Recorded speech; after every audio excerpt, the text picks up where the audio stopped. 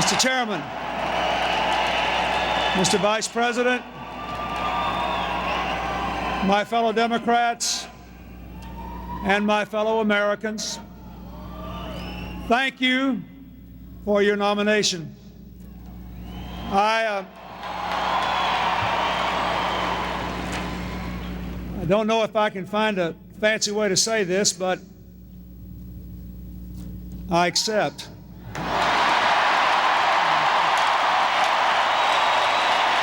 Thank you.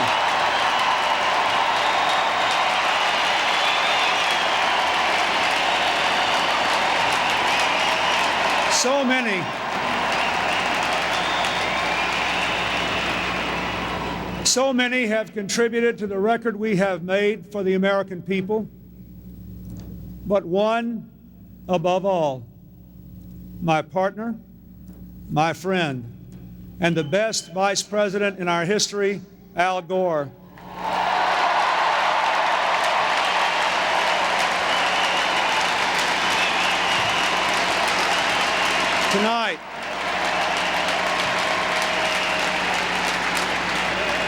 Tonight I thank the city of Chicago, its great mayor, and its wonderful people for this magnificent conviction.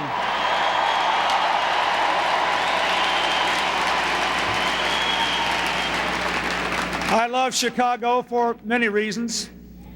For your powerful spirit, your sports teams, your lively politics, but most of all, for the love and light of my life, Chicago's daughter, Hillary.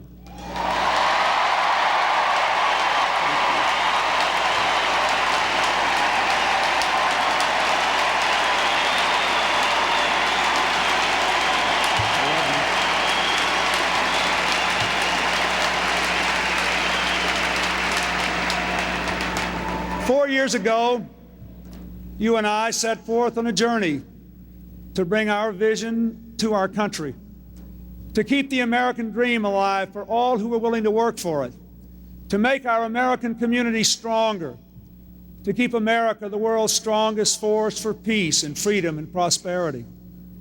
4 years ago, with high unemployment, stagnant wages, crime, welfare, and the deficit on the rise, with a host of unmet challenges and a rising tide of cynicism, I told you about a place I was born.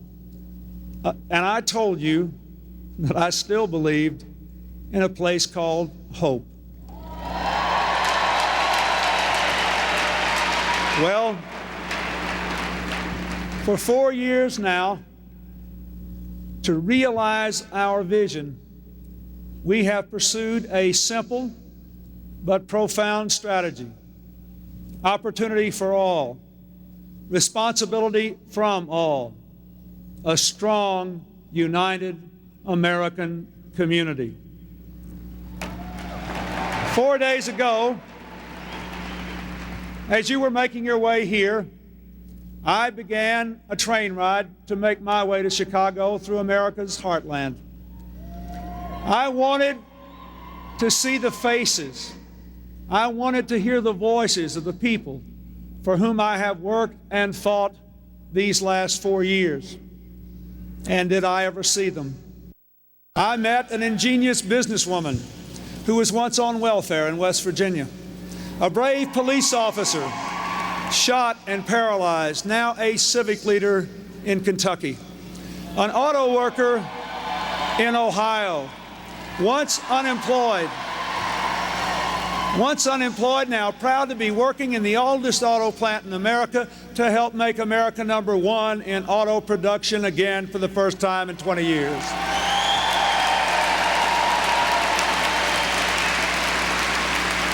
I met a grandmother fighting for her grandson's environment in Michigan.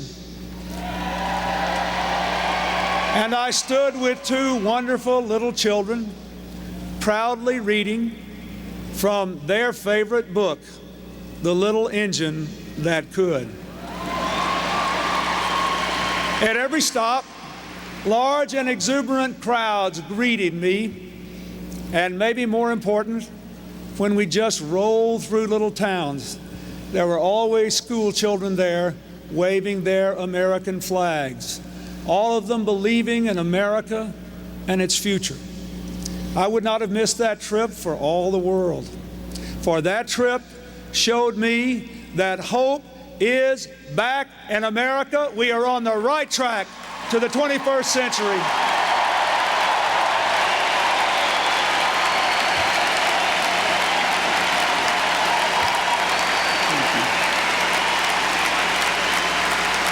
Look at the facts. Just look at the facts. 4.4 million Americans now living in a home of their own for the first time. Hundreds of thousands of women have started their own new businesses. More minorities own businesses than ever before. Record numbers of new small businesses and exports. Look at what's happened. We have the lowest combined rates of unemployment, inflation, and home mortgages in 28 years. Look at what happened. 10 million new jobs, over half of them high-wage jobs.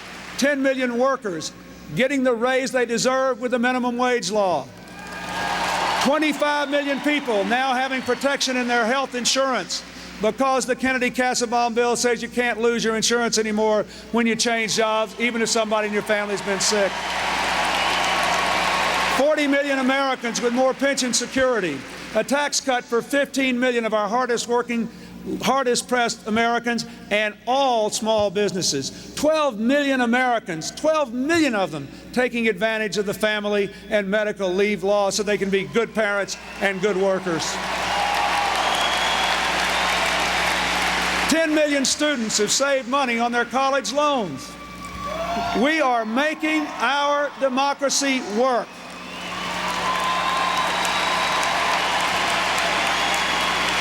We have also passed political reform, the line item veto, the motor voter bill, tougher registration laws for lobbyists, making Congress live under the laws they impose on the private sector, stopping unfunded mandates to state and local government. We've come a long way. We've got one more thing to do. Will you help me get campaign finance reform in the next 4 years?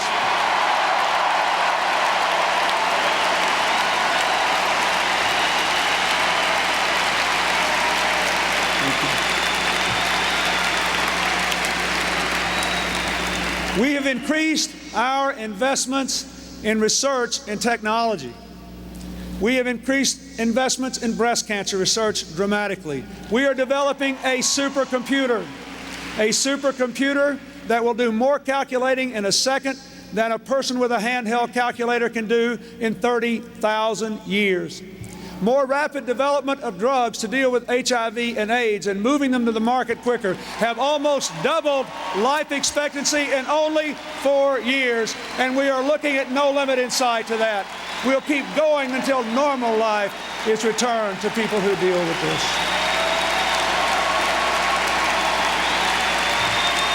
Our country is still the strongest force for peace and freedom on earth. On issues that once before tore us apart, we have changed the old politics of Washington. For too long, leaders in Washington asked, who's to blame? But we ask, what are we going to do?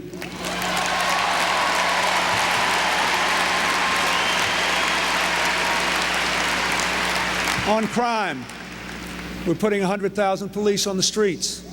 We made 3 strikes and you're out, the law of the land. We stopped 60,000 felons, fugitives, and stalkers from getting handguns under the Brady bill. We banned assault rifles. We supported tougher punishment and prevention programs to keep our children from drugs and gangs and violence. 4 years now, for 4 years now, the crime rate in America has gone down.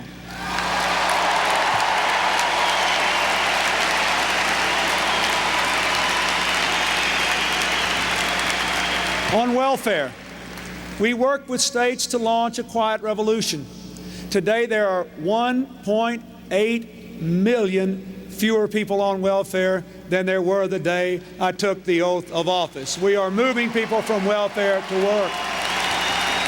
We have increased child support collections by 40%. The federal workforce is the smallest it's been since John Kennedy, and the deficit has come down for 4 years in a row for the first time since before the Civil War, down 60% on the way to zero. We will do it.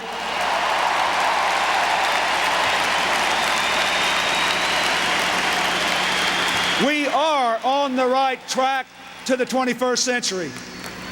We are on the right track, but our work is not finished. What should we do?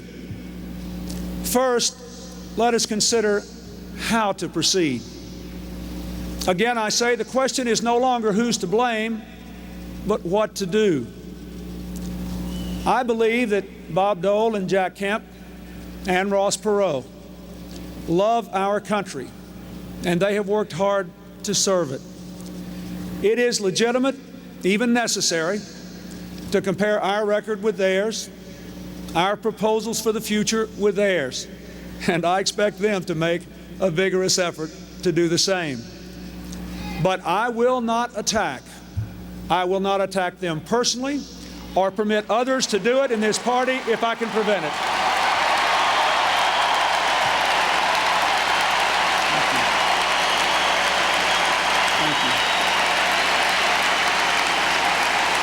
My fellow Americans,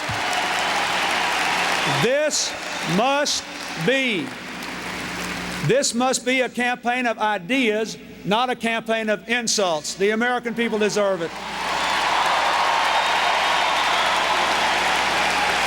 Now, here's the main idea. I love and revere the rich and proud history of America. And I am determined to take our best traditions into the future. But with all respect, we do not need to build a bridge to the past. We need to build a bridge to the future, and that is what I commit to you to do.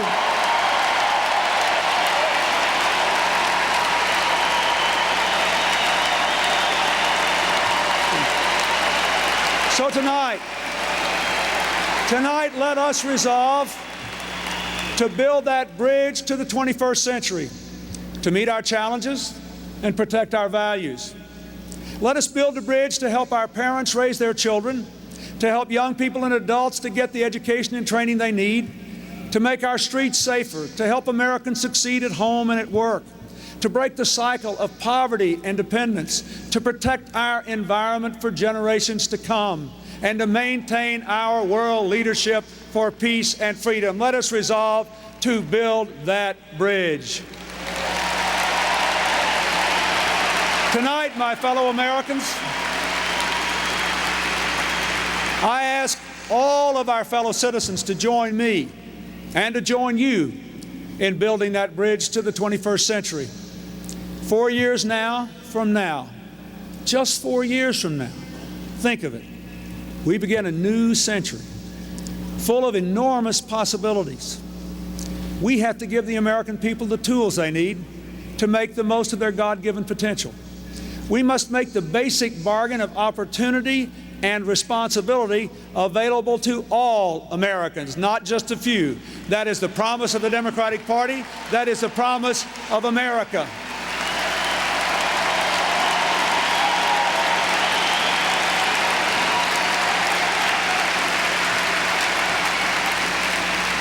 I want to build a bridge to the 21st century in which we expand opportunity through education, where computers are as much a part of the classroom as blackboards, where highly trained teachers demand peak performance from our students, where every 8-year-old can point to a book and say, "I can read it myself."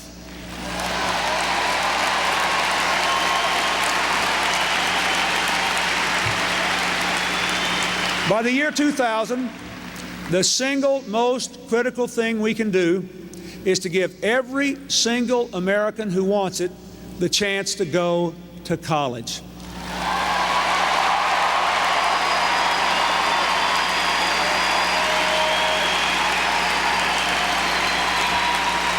We must make 2 years of college just as universal in 4 years as a high school education is today, and we can do it. We can do it, and we should cut taxes to do it. I propose a $1,500 a year tuition tax credit for Americans, a Hope Scholarship for the first 2 years of college to make the typical community college education available to every American. Thank you.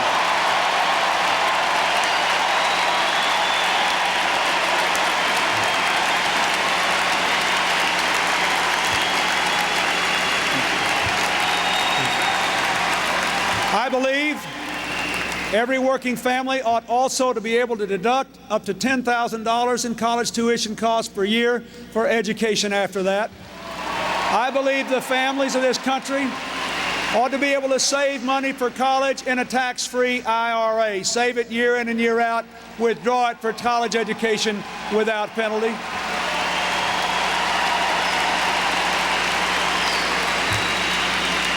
We should not tax middle-income Americans for the money they spend on college. We'll get the money back down the road many times over.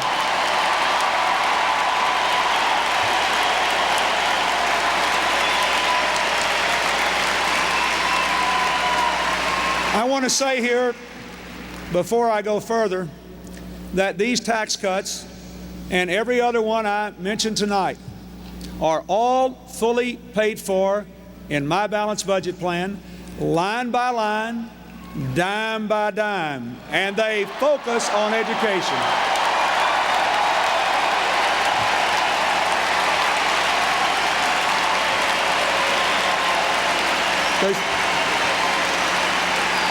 Now, one thing so many of our fellow Americans are learning is that education no longer stops on graduation day. I have proposed a new GI Bill for American workers, a $2,600 grant for unemployed and underemployed Americans so that they can get the training and the skills they need to go back to work at better paying jobs, good, high-skilled jobs for a good future.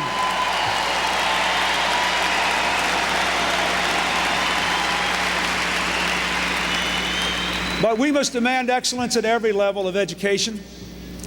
We must insist that our students learn the old basics we learned and the new basics they have to know for the next century. Tonight, let us set a clear national goal. All children should be able to read on their own by the 3rd grade. When 40% of our 8-year-olds cannot read as well as they should, we have to do something. I want to send 30,000 reading specialists and National Service Corps members to mobilize a volunteer army of 1 million reading tutors for 3rd graders all across America.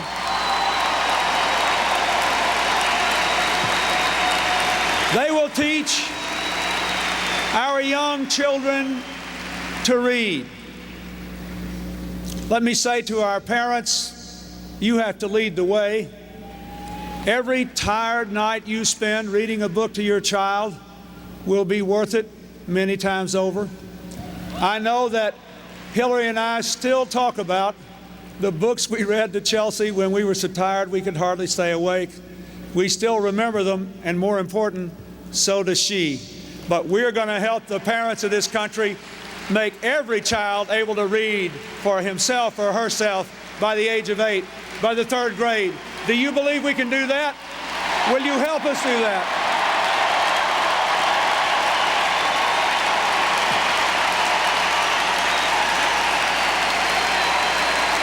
Thank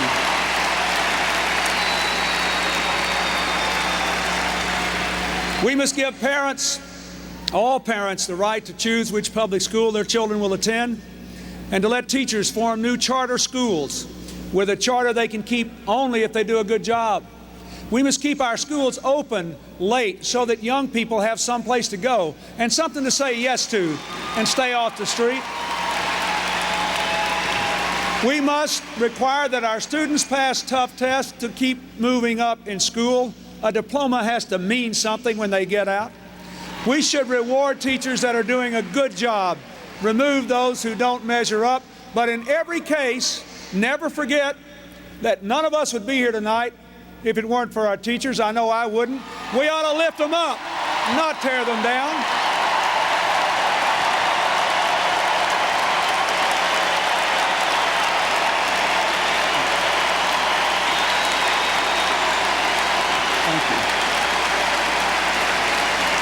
We need schools that will take our children into the next century.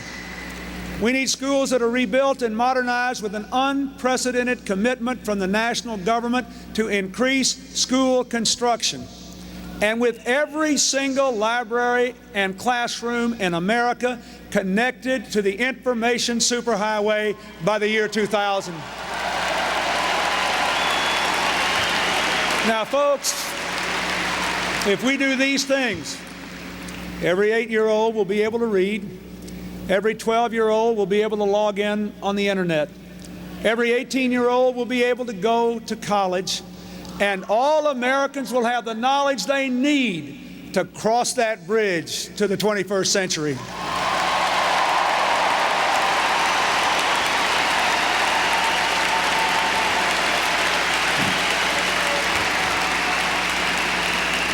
I want to build a bridge to the 21st century in which we create a strong and growing economy to preserve the legacy of opportunity for the next generation by balancing our budget in a way that protects our values and ensuring that every family will be able to own and protect the value of their most important asset, their home.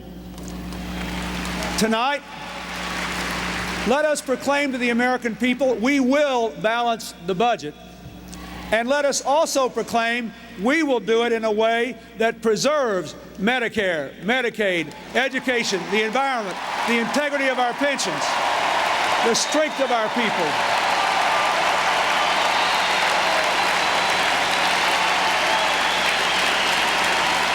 Now, last year,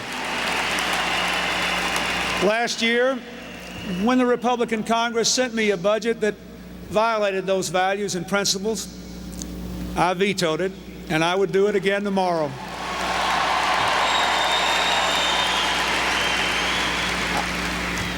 I could never allow cuts that devastate education for our children, that pollute our environment, that end the guarantee of health care for those who are served under Medicaid, that end our duty or violate our duty to our parents through Medicare. I just couldn't do that.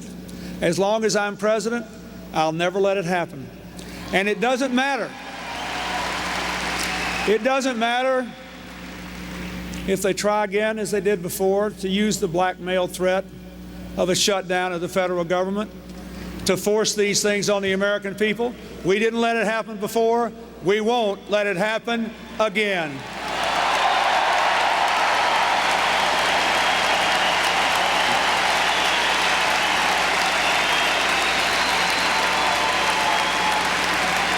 Of course, there is a better answer to this dilemma. We could have the right kind of balanced budget with a new Congress, a Democratic Congress.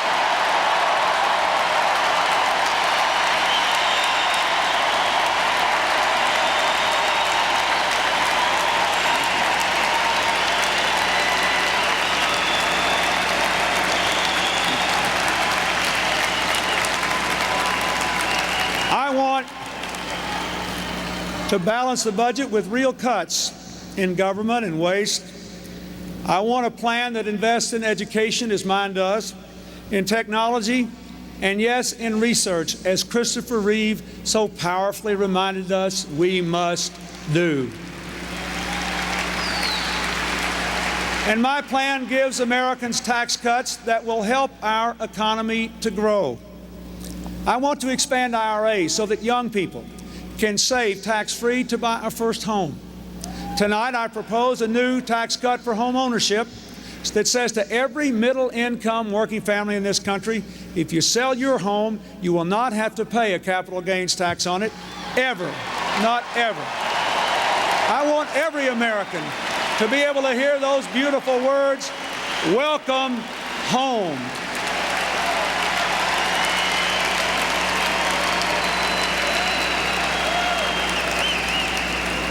Let me say again, every tax cut I call for tonight is targeted, it's responsible, and it is paid for within my balanced budget plan. My tax cuts will not undermine our economy.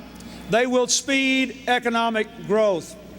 We should cut taxes for the family sending a child to college, for the worker returning to college, for the family saving to buy a home or for long-term health care, and a $500 per child credit for middle-income families raising their children who need help with child care and what the children will do after school. That is the right way to cut taxes. Pro-family, pro-education, pro-economic growth.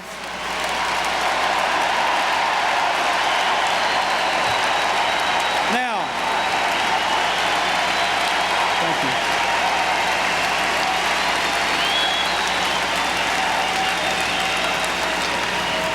Now, our opponents have put forward a very different plan, a risky $550 billion tax scheme that will force them to ask for even bigger cuts in Medicare, Medicaid, education, and the environment than they passed and I vetoed last year. But even then, they will not cover the cost of their scheme, so that even then, this plan will explode the deficit, which will increase interest rates by 2%, according to their own estimates last year. It will require huge cuts in the very investments we need to grow and to grow together, and at the same time, slow down the economy. You know what higher interest rates mean? To you, it means a higher mortgage payment, a higher car payment, a higher credit card payment. To our economy, it means business people will not borrow as much money, invest as much money, create as many new jobs, create as much wealth, raise as many wages. Do we really want to make that same mistake all over again? Do we really want to stop economic growth again? Do we really want to start piling up another mountain of debt? Do we want to bring back the recession of 1991 and 92? Do we want to weaken our bridge to the 21st century? Of course we don't. We have an obligation, you and I, to leave our children a legacy of opportunity, not a legacy of debt. Our budget would be balanced today. We would have a surplus today if we didn't have to make the interest payments on the debt run-up in the 12 years before the Clinton-Gore administration took office.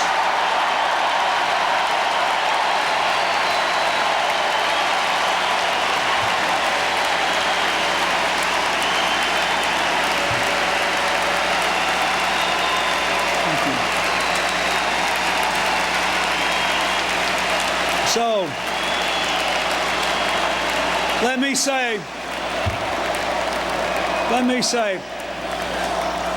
this is one of those areas in which I respectfully disagree with my opponent.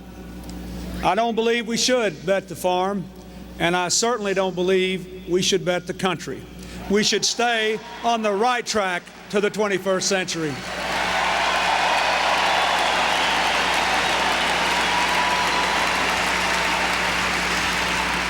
Opportunity alone is not enough. I want to build an America in the 21st century in which all Americans take personal responsibility for themselves, their families, their communities, and their country. I want our nation to take responsibility to make sure that every single child can look out the window in the morning and see a whole community getting up and going to work. We want these young people to know the thrill of the first paycheck, the challenge of starting that first business, the pride in following in a parent's footsteps.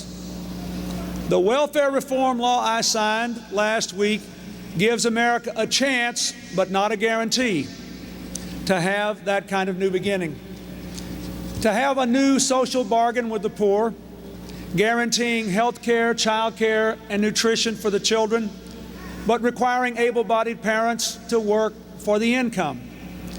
Now I say to all of you, whether you supported the law or opposed it, but especially to those who supported it, we have a responsibility, we have a moral obligation to make sure the people who are being required to work have the opportunity to work.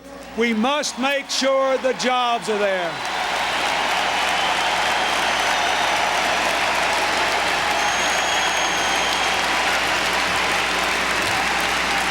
There should be 1 million new jobs for welfare recipients by the year 2000.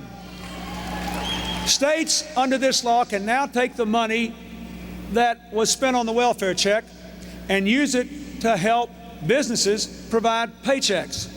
I challenge every state to do it soon. I propose also to give businesses a tax credit for every person hired off welfare and kept employed.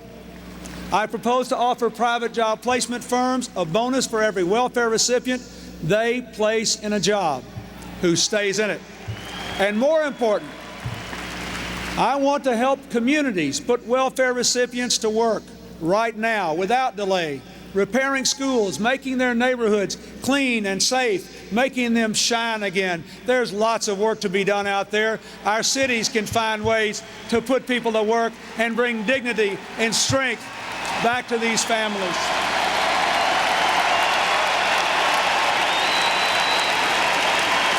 My fellow Americans,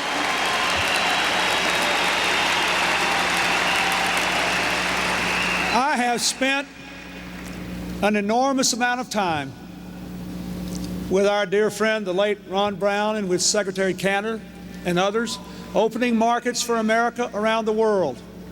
And I'm proud of every one we opened. But let us never forget, the greatest untapped market for American enterprise is right here in America, in the inner cities and the rural areas who have not felt this recovery.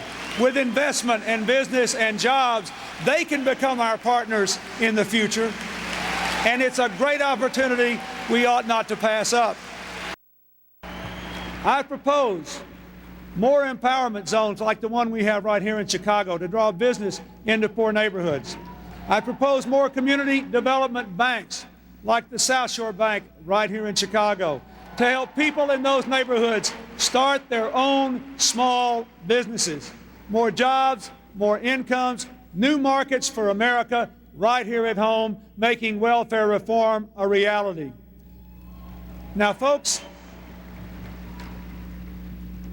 you cheered, and I thank you. But the government can only do so much. The private sector has to provide most of these jobs. So I want to say again, tonight I challenge every business person in America who has ever complained about the failure of the welfare system to try to hire somebody off welfare and try hard.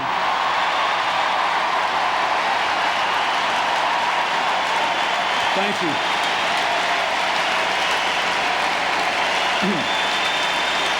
After all,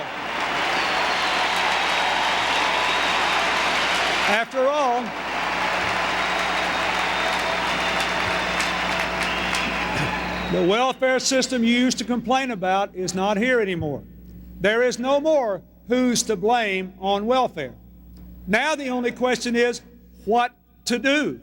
And we all have a responsibility, especially those who have criticized what was passed and who have asked for a change and who have the ability to give poor people a chance to grow and support their families. I want to build a bridge to the 21st century that ends the permanent underclass, that lifts up the poor and ends their isolation, their exile, and they're not forgotten anymore.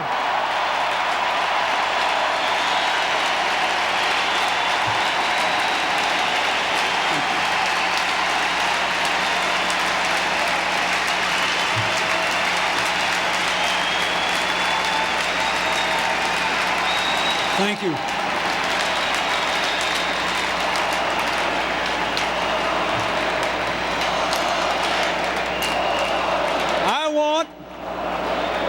I want to build a bridge to the 21st century where our children are not killing other children anymore, where children's lives are not shattered by violence at home or in the schoolyard, where a generation of young people are not left to raise themselves on the streets. With more police and punishment and prevention, the crime rate has dropped for 4 years in a row now.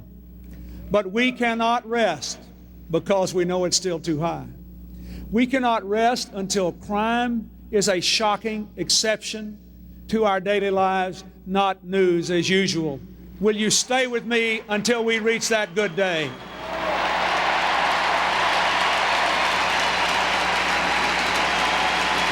My fellow Americans, we all owe a great debt to Sarah and Jim Brady, and I'm glad they took their wrong turn and wound up in Chicago.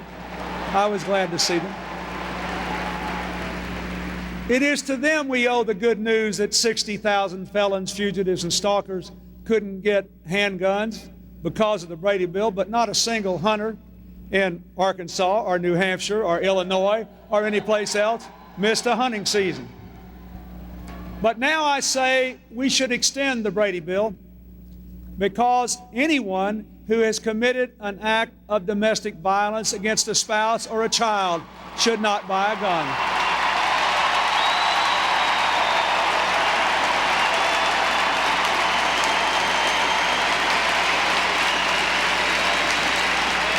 And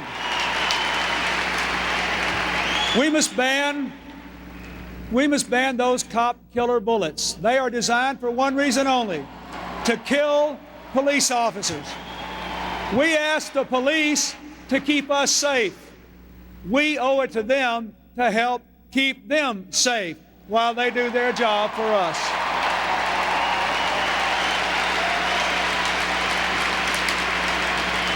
We should pass a victims' rights constitutional amendment because victims deserve to be heard.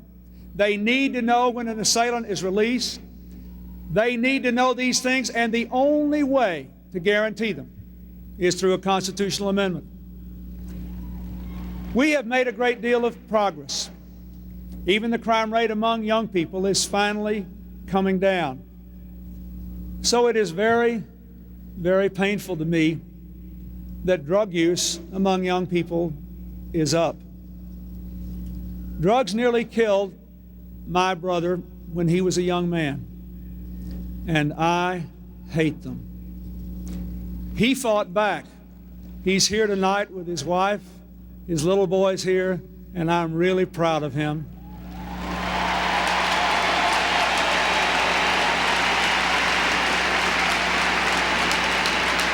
But I learned something. I learned something in going through that long nightmare with our family. And I can tell you, something has happened to some of our young people. They simply don't think these drugs are dangerous anymore, or they think the risk is acceptable. So beginning with our parents and without regard to our party, we have to renew our energy to teach this generation of young people the hard, cold truth. Drugs are deadly. Drugs are wrong. Drugs can cost you your life.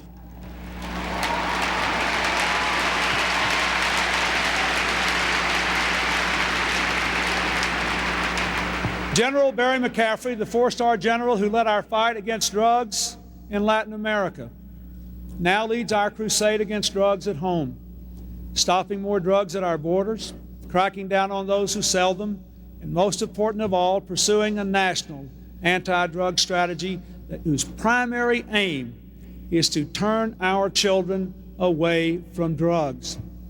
I call on Congress to give him every cent of funding we have requested for this strategy, and to do it now.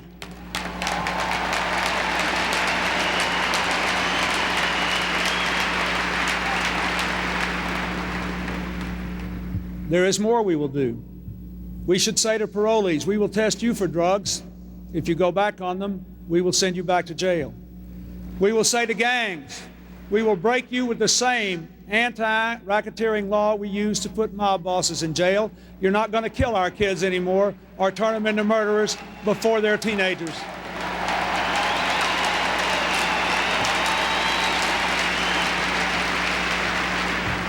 My fellow Americans, if we're going to build that bridge to the 21st century, we have to make our children free.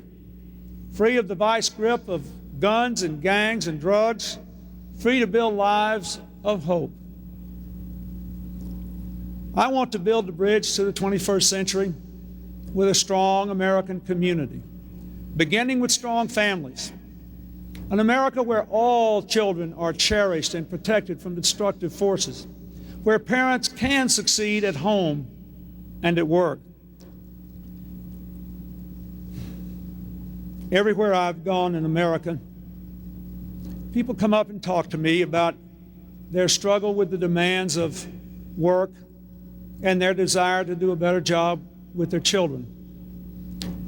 The very first person I ever saw fight that battle was here with me 4 years ago, and tonight I miss her very, very much. My irrepressible, hard-working, always optimistic mother did the best she could for her brother and me, often against very stiff odds. I learned from her just how much love and determination can overcome. But from her and from our life, I also learned that no parent can do it alone, and no parent should have to.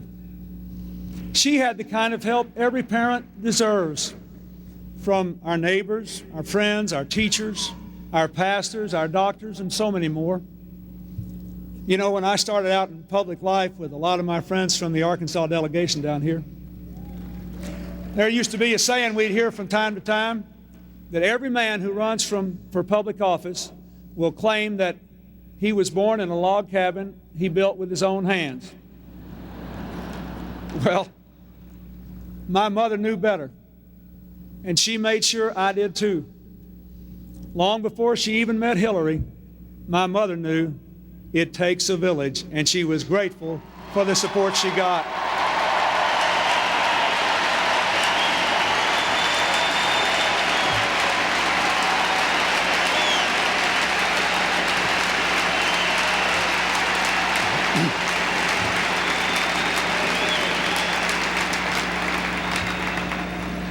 As Tipper Gore and Hillary said on Tuesday, we have, all of us in our administration, worked hard to support families in raising their children and succeeding at work. But we must do more.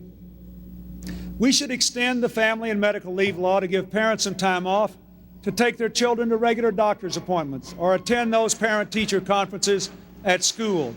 That is a key determination of their success.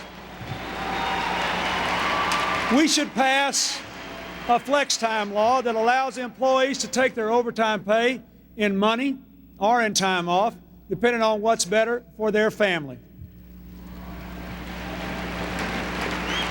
The FDA has adopted new measures to reduce advertising and sales of cigarettes to children.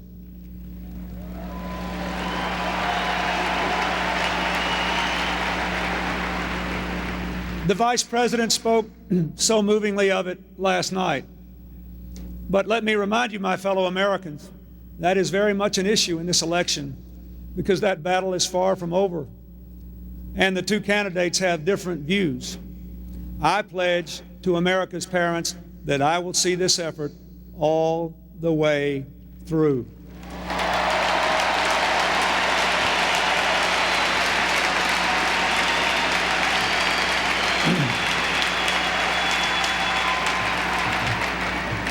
Working with the entertainment industry, we're giving parents the V-chip.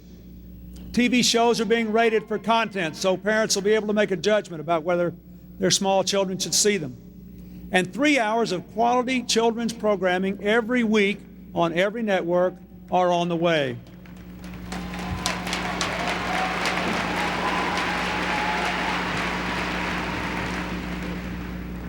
The Kennedy-Kassebaum law says every American can keep his or her health insurance if they have to change jobs, even if someone in their family's been sick. That is a very important thing. But tonight, we should spell out the next steps. First thing we ought to do is to extend the benefits of health care to people who are unemployed. I propose in my balanced budget plan, paid for, to help unemployed families keep their health insurance for up to 6 months.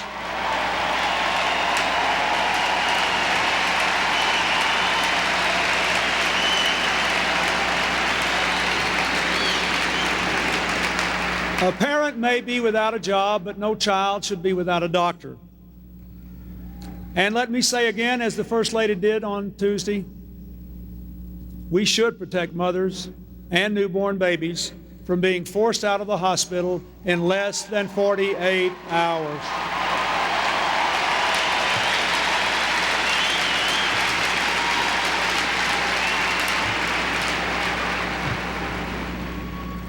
We respect the individual conscience of every American on the painful issue of abortion, but believe as a matter of law that this decision should be left to a woman, her conscience, her doctor, and her God.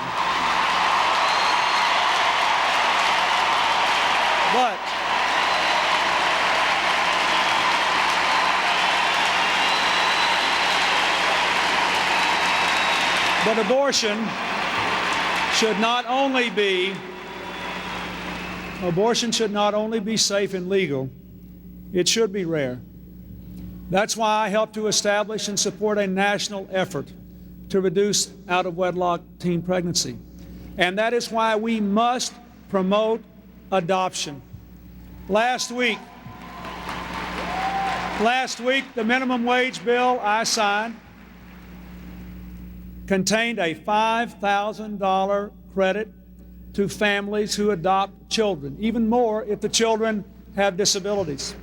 It put an end to racial discrimination in the adoption process. It was a good thing for America.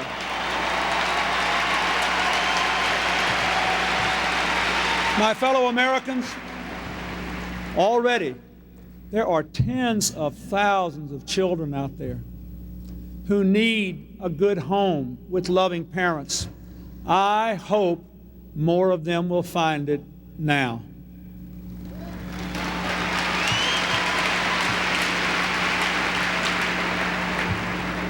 I want to build a bridge to the 21st century with a clean and safe environment. We are making our food safer from pesticides. We're protecting our drinking water and our air from poisons. We saved Yellowstone from mining. We established the largest national park south of Alaska in the Mojave Desert in California. We are working to save the precious Florida Everglades. And when the leaders of this Congress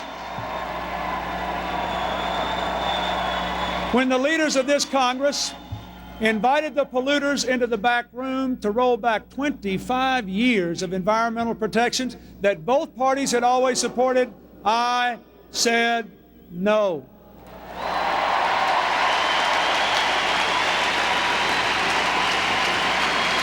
But we must do more. Today, 10 million children live within just 4 miles of a toxic waste dump. We've cleaned up 197 of those dumps in the last 3 years, more than in the previous 12 years combined. In the next 4 years, we propose to clean up 500 more, 2/3 of all that are left, and the most dangerous ones. Our children should grow up next to parks, not poison.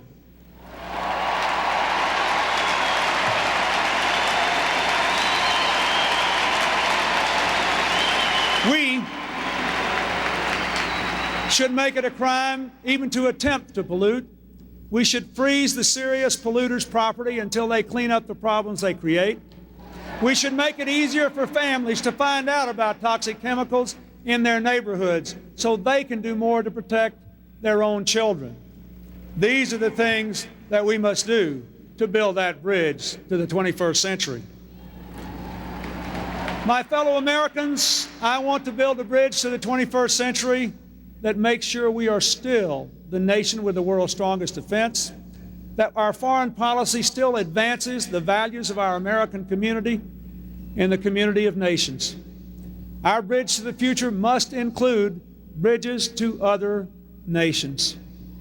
Because we remain the world's indispensable nation to advance prosperity, peace, and freedom, and to keep our own children safe from the dangers of terror and weapons of mass destruction.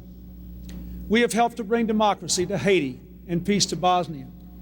Now the peace signed on the White House lawn between the Israelis and the Palestinians must embrace more of Israel's neighbors. The deep desire for peace that Hillary and I felt when we walked the streets of Belfast and Derry must become real for all the people of Northern Ireland. And Cuba must finally join the community of democracies.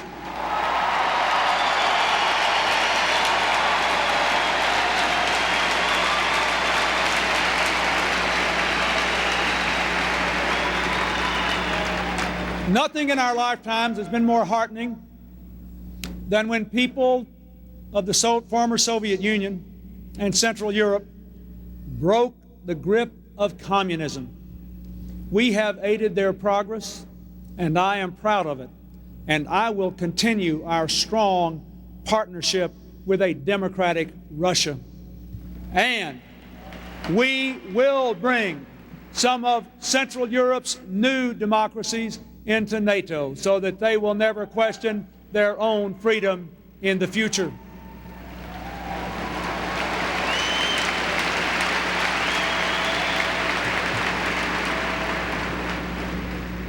Our American exports are at record levels. In the next 4 years, we have to break down even more barriers to them, reaching out to Latin America, to Africa, to other countries in Asia, making sure that our workers and our products, the world's finest, have the benefit of free and fair trade.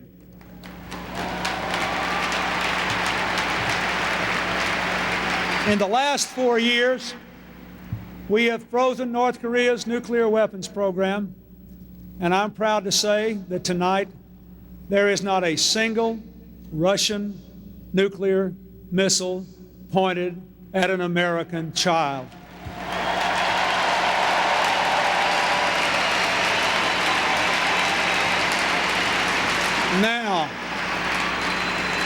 Now we must enforce and ratify without delay measures that further reduce nuclear arsenals, banish poison gas, and ban nuclear tests once and for all.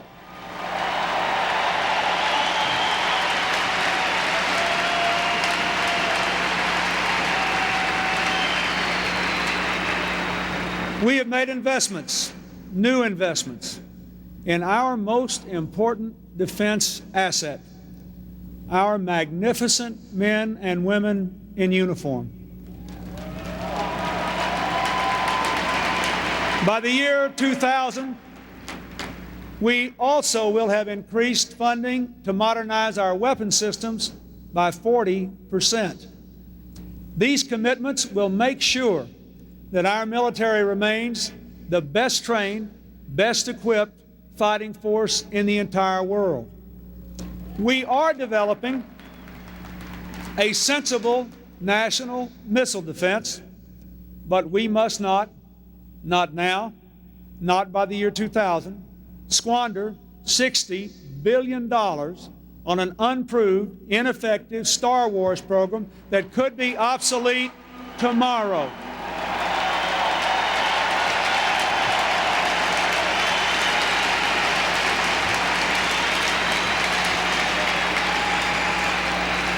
We are fighting terrorism on all fronts with a three-pronged strategy.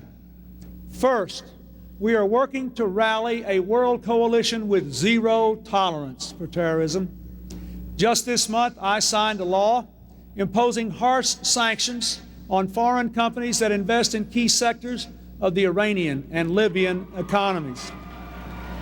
As long as Iran trains, supports, and protects terrorists, as long as Libya refuses to give up the people who blew up Pan Am 103, they will pay a price from the United States.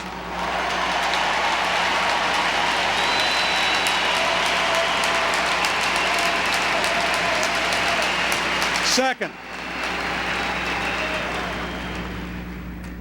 we must give law enforcement the tools they need to take the fight to terrorists.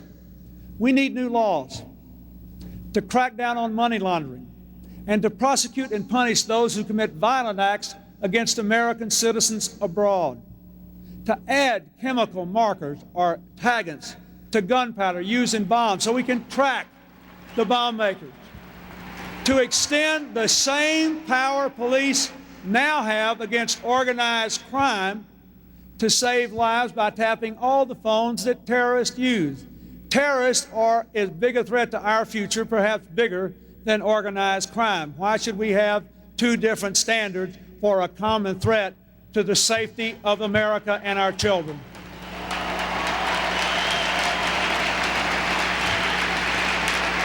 We need, in short, the laws that Congress refused to pass. And I ask them again, please, as an American, not a partisan matter, pass these laws now.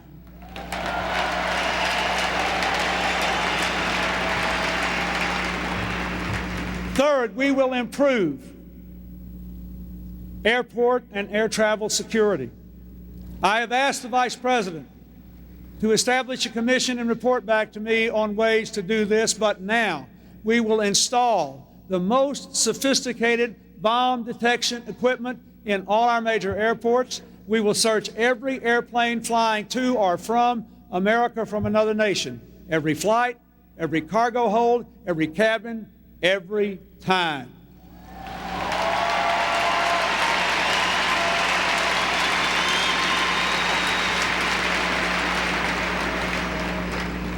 My fellow Democrats and my fellow Americans, I know that in most election seasons, foreign policy is not a matter of great interest in the debates in the barbershops and the cafes of America, on the plat floors and at the bowling alleys. But there are times when only America can make the difference between war and peace, between freedom and repression, between life and death. We cannot save all the world's children, but we can save many of them. We cannot become the world's policeman, but where our values and our interests are at stake and where we can make a difference, we must act and we must lead. That is our job, and we are better, stronger, and safer because we are doing it.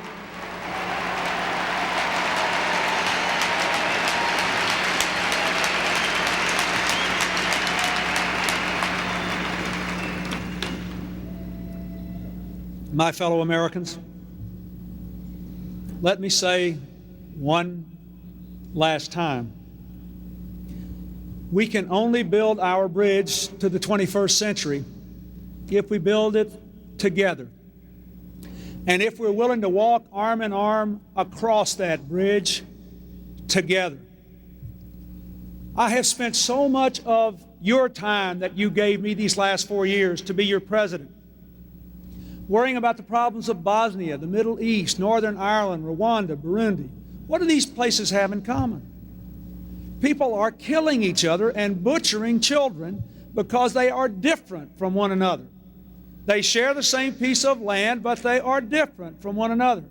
They hate their race, their tribe, their ethnic group, their religion. We have seen the terrible, terrible price that people pay when they insist on fighting and killing their neighbors over their differences. In our own country, we have seen America pay a terrible price for any form of discrimination. And we have seen us grow stronger as we have steadily let more and more of our hatreds and our fears go.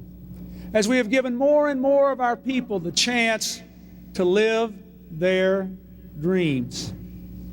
That is why the flame of our Statue of Liberty, like the Olympic flame carried all across America by thousands of citizen heroes, will always, always burn brighter than the fires that burn our churches, our synagogues, our mosques. Always.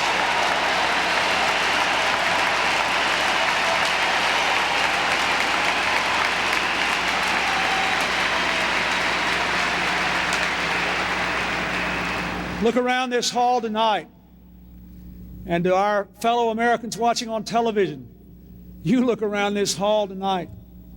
There is every conceivable difference here among the people who are gathered.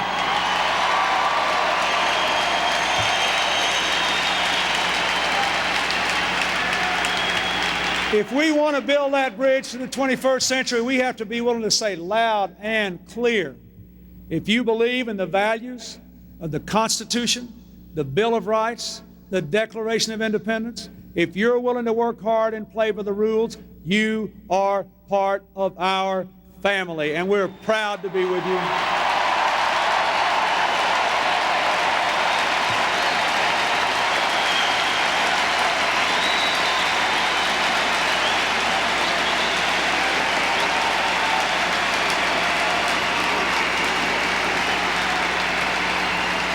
You cheer now because you know this is true.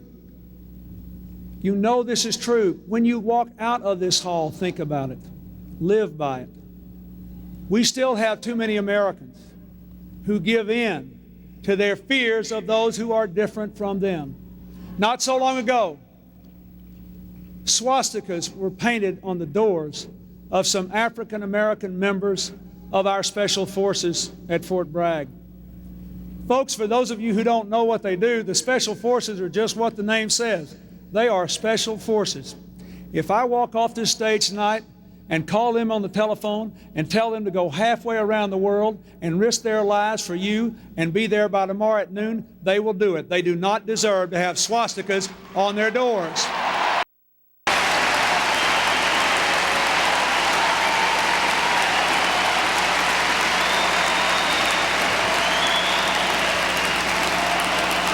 Look around here. Look around here. Old or young, healthy as a horse or a person with a disability that hadn't kept you down,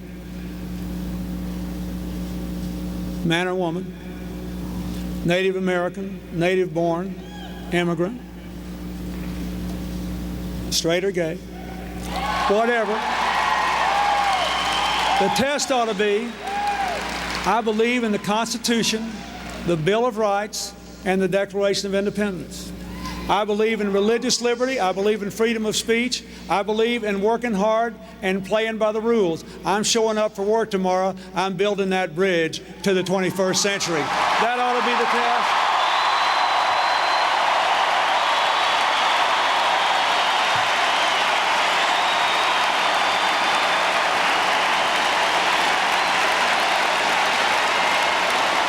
My fellow Americans,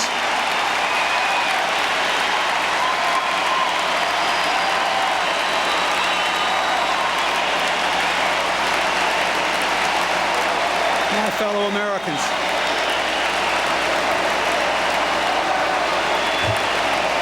my fellow Americans,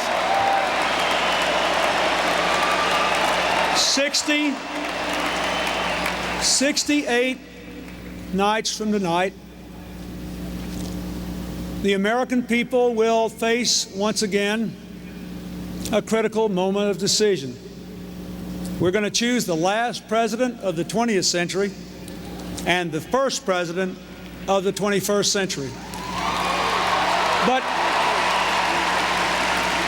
But the real choice is not that. The real choice is whether we will build a bridge to the future or a bridge to the past. About whether we believe our best days are still out there or our best days are behind us. About whether we want a country of people all working together or one where you're on your own. Let us commit ourselves this night to rise up and build the bridge we know we ought to build all the way to the 21st century. Let us have faith. And let us have faith. Faith, American faith. American faith that we are not leaving our greatness behind. We're going to carry it right on with us into that new century. A century of new challenge and unlimited promise.